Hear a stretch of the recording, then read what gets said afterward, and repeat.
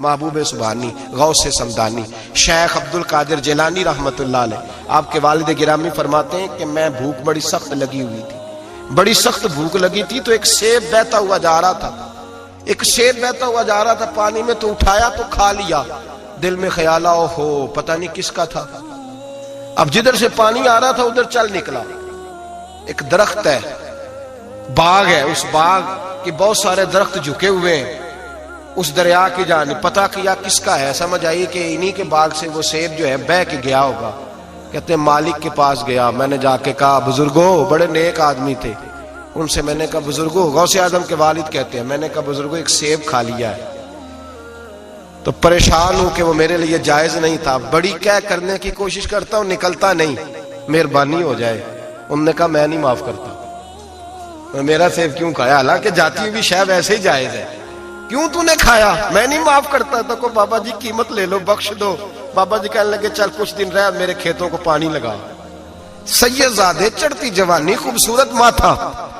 خوبصورت چہرہ، نور دور دور سے چھلک کے پڑے، سادات کے گھرانے کا سجا ہوا نوجوان،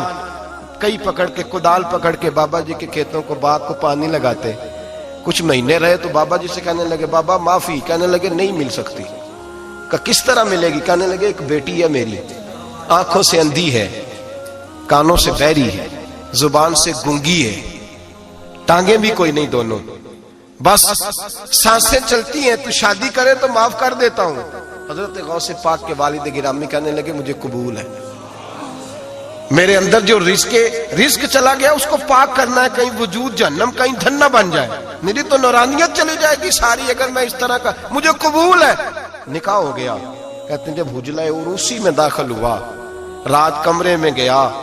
تو میں نے آنکھوں سے دیکھنے والی، کانوں سے سننے والی اور حور سے ملتی جلتی ایک خوبصورت عورت بیٹھی دیکھی۔ میں پلٹ کے باہر نکلا دوڑ کے، میں نے کہا بابا میرے والی نہیں، وہ تو اندھی تھی،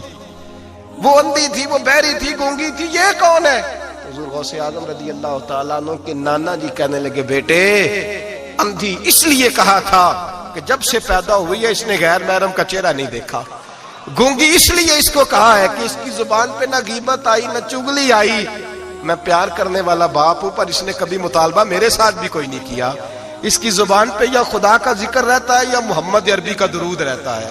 اس کے علاوہ بولتی نہیں، یہ لہذا گونگی ہے۔ اور فرمایا کوئی غیبت کرنے لگے، چغلی کرنے لگے، جھوٹ بولنے لگے تو اٹھ کے چلی جاتی ہے، سنتی نہیں، لہذا بہری بھی ہے، اور چونکہ کبھی گھر سے باہر پیر ہی نہیں رکھا لہذا لنگڑی بھی ہے۔ حضرت جناب سیدنا غوث اعظم کے والد گرامی فرماتے ہیں میں نے ایسی عورت کے ساتھ نکاح کر لیا اللہ کی رضا کے لیے،